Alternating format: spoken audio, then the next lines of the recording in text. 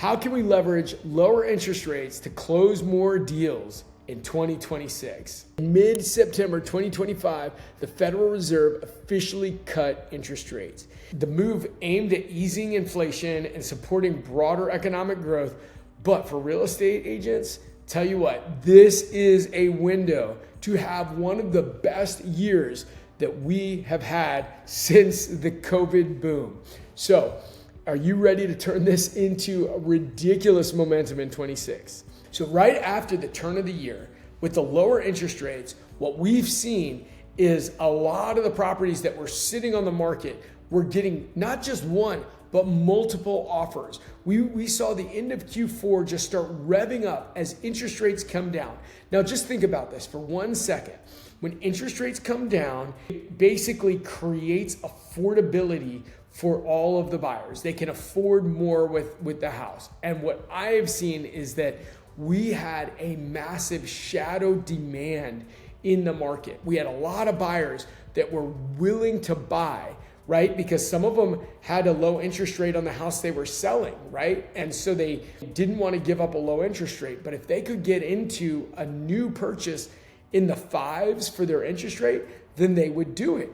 Or others that we're looking at the cost to rent versus the cost to purchase. Now, we all know as real estate professionals that if you're renting, your interest rate is 100%, right? It's the worst investment of your life.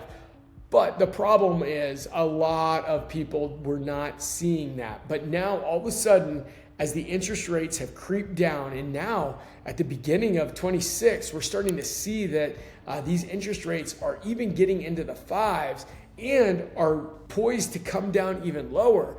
We are going to see a massive shift in the market. So what should we do?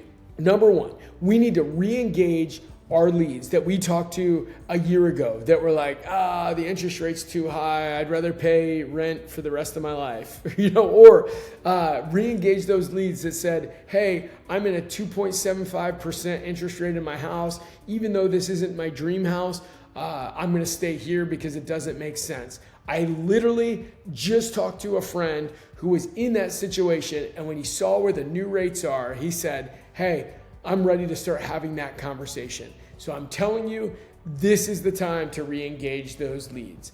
The second thing that we need to talk about is the fact that Trump has appointed, now granted, he's got to get through a low interest rate chairman of the Federal Reserve. And we need to tell everybody that when rates come down, prices go up. And this is their chance right now to get into that dream property.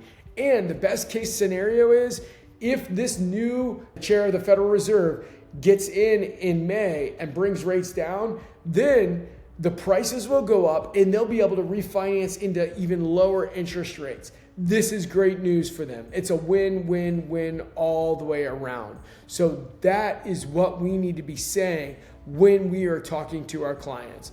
And then lastly, when we look at our pipeline, we need to make sure that we are adding energy. I want to show you something right here.